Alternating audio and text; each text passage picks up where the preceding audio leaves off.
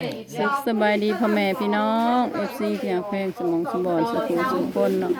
ยินดีต้อนรับทุกท่านเข้าสู่ช่องสโบซ่าแนวเนาะพี่น้องว่าทั้งฝั่งลาวฝั่งไทยหรือว่าต่างประเทศ USA เนาะพี่น้องที่เขามาเบิ่งมาชมตอนนี้เฮาก็มา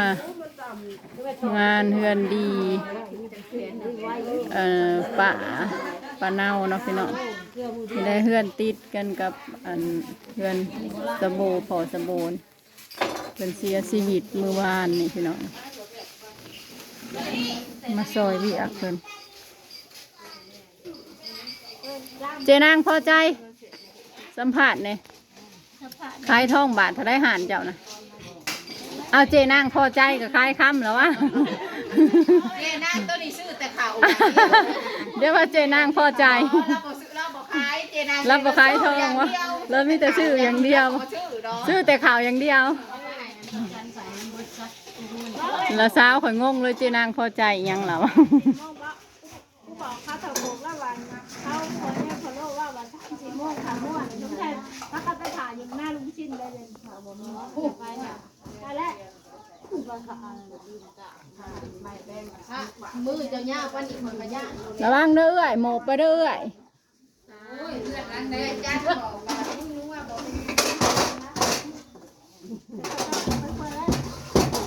เจ้าข่ายก็จักเว้ายังอยู่ปุ๊บโอ้คุณระเบียบคุมงานปุ๊บพี่น้องเฮ็ดอยู่เฮ็ดกินคุณระเบียบเจ้าข่าย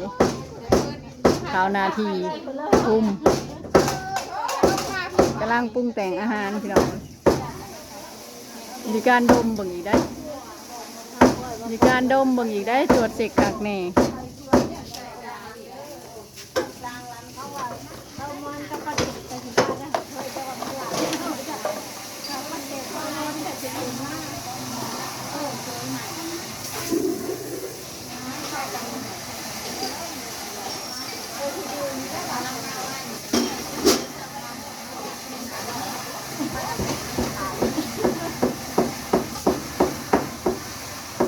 บางคนระเบียบให้กินพี่น้องโอ้ยนกแรกใส่ช้อนก็จะว่าผู้สาวเขาหาชั่วโมงนึงเพื่อไปกินบ่ได้ยินเนาะได้ยินเนาะไงนกเราขายว่าไม่ย่ำนั่งมันมันบูดเมื่อไหร่บ่ย้ำนั่งไม่ใช่โถดปลาโถดปลาเจ้า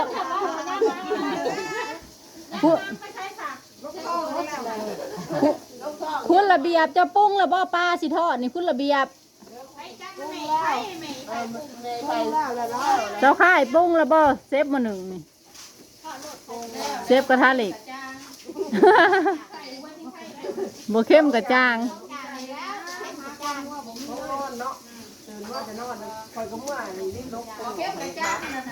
บ่เข้มกระจางว่าสบายนะเฮ้ยบ่เข้มกระจางปรุงแล้วง่ายอีหลีบ่เข้มกระจางแน่นอนอยู่แล้วเข้มกระจาง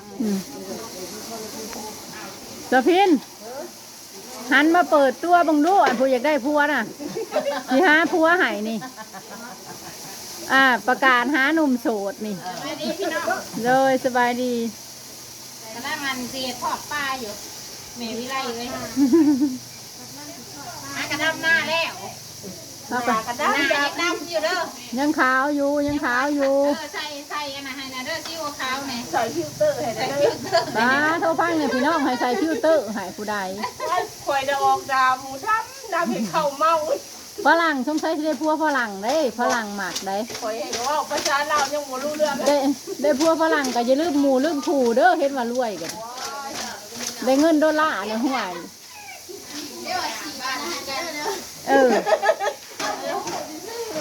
เดี๋ยวนี่ลงไห้ลงหน้าแหละเจ้าพินน่ะอยากได้ผัวเลยได้พี่น้องเอ้ยเจ้าดำจนสิแล้วพี่น้องเอ้ยข่อยยังบ่ได้ผัวเจ้าพินก็เจ้าข่ายอยากได้ผัวว่าสั่นพี่น้องเอ้ยหาผัวให้เจ้าข่ายก็เจ้าพินแน่กินแต่นี่แล้วแกงหน่อไม้น่ะเจ้าข่ายจะอยากได้ผัวอีบ่คอยพาไปบ้านไปบนนั่นเจ้าข่ายก็อยากได้ผัวมีแต่สาวโสดได้แถวนี่นะสาวโสดหลาย ป้าเตือยนี่ป้าเตือยนี่ก็สาวโสดคือกันนี่ก็ดิ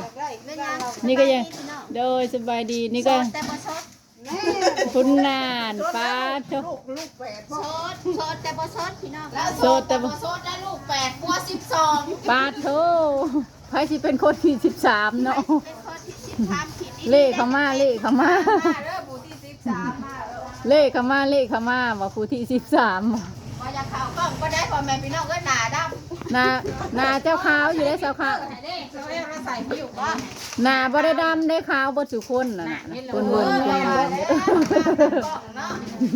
กล้องซาเวลมันงามสดให้เบิ่งไงพ่อแม่พี่น้อง อันนี้แล้วสดแล้วบ่ได้ใส่เอฟฟอกเอฟเฟกต์ บ่เห็นบอกข่อยนะเขาเก้าตัวนดำกลมแล้วข่อยจังได้มันหรอก สวยแบบธรรมชาติเนาะคุณระเบียบมาคุมงานอีกแล้วพี่น้องแนวกินนี่ก็ดมเบิ่งคักแหน่ได้พี่น้อง เสกกินคักแหน่สั้นๆแล้วบ่ผ่านลงกระทะกันขาดคุณระเบียบแล้วมันแล้วโลดกับสาวขาย เกินหน้าก็เลยอาบน้ำบ่ได้ยังกับบ่มี เมื่อหน่ะสุขสลาค่ายามมื้อนี้บ่ได้มาเพิ่นมาเมื่อวานนี่แต่ว่าสะโบน่ะมาคนละเวลาก็เพิ่นมาช่วงกลางวันสะโบมาตอนแลงเอาถ้วยโตสิใหญ่มื้ออื่นพี่น้องสิเอาส่งสการมื้ออื่น เอ็นยังงานได้ ฟังเบิ่งว่าสะโบบางทีก็สิบวชเป็นแม่ขาว อันพ่อหึงว่านี่พ่อแม่วันแล้วอะไรอ้ายมึงว่าพ่อแม่วันเกิดได้ใช่ว่า กิน มันยังอะไร โอ้ยอย่าซดน้ำมันนะพี่นางเอ้ยเต้เอาใหม่ฮะเอาใหม่พัวน่ะเกิบ หาเกิบบ่เห็น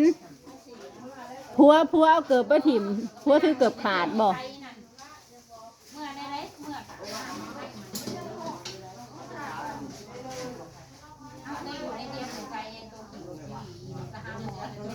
แต่ผู้จ้ามบาทนี่อย่าว่าป้าเน่าถามโดนบ่แมนได้นี่หมักผิดเขาดังค่ะไอ้เราอ่ะได้ค่ะ เออ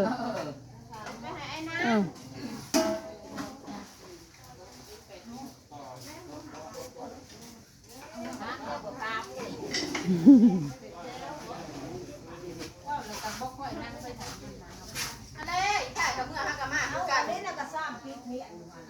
โหได้ปลาโกดแต่ปลาไอ้นู้นน่ะนู้นทอดมันยังบ่ได้เพิ่มหวยก็เจ้าก็กินกับพวกหวยเนาะทานหาวก็ใจน่ะนี่อะไรมัน แนวอยู่แนวกินพี่น้องซอยกันคนก็เริ่มทยอยมาเรื่อยๆนะคำนะนี่พี่น้อง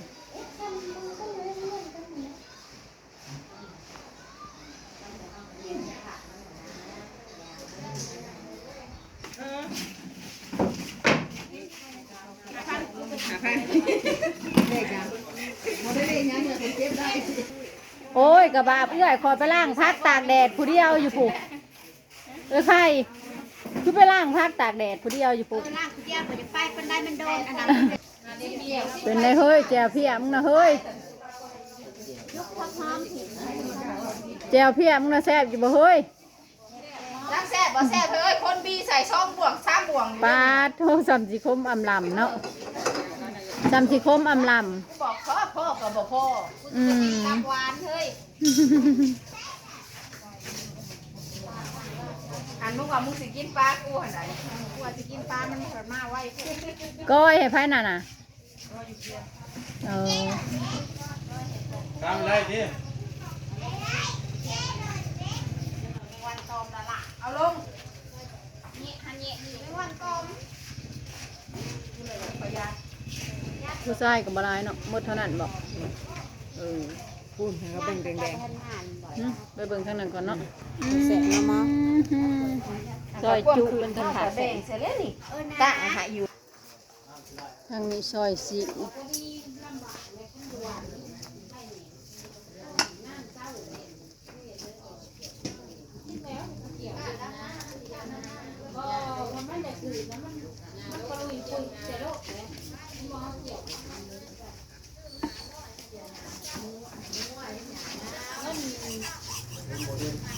ผู้ถอดเสื้อใส่หั้นนะจะคือเพิ่นสิคายเนื้อนี่ได้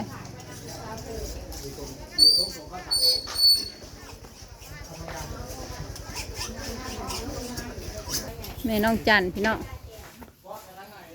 จะเช็ดยังอันนี้แต่งตัวสวยจังวันนี้คุณระเบียบพี่น้องคุณระเบียบ มันได้6 7 2 7 2 คุณระเบียบย่างปลาพี่น้องปิ้งปลาก ำลังปิ้งปลาพี่น้องนากระมันได้กว่ายัง สู้ๆเห็ดเวียงมาสวยเวียงเห็นอะไรเอาไว้มือใหม่จังท่ายังไงยังงามคือเก่าหุ่นสแลนเดอร์คือเก่าเนาะพี่น้อง ให้กระดำหน้าเลย ไผ่กระห้าวกระดำหน้าไผ่กระเลกำดำปึกได้เนาะตากแดดมันบ่แม่นของง่ายได้เห็ดหน้า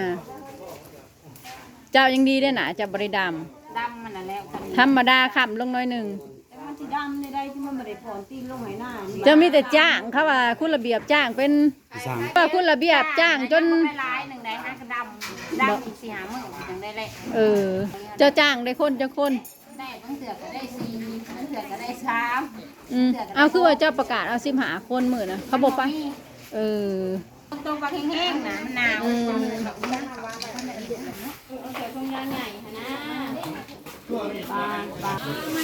โอเคนะพี่น้องคลิปนี้ก็จะได้ขอจบลงเพียงเท่านี้แล้วพี่น้องเด้อขอบคุณสมองสบอนที่กำมารับเบิ่งรับชมพี่น้องจ้าพบกันใหม่คลิปหน้าจ้าสบายดีสวัสดีจ้า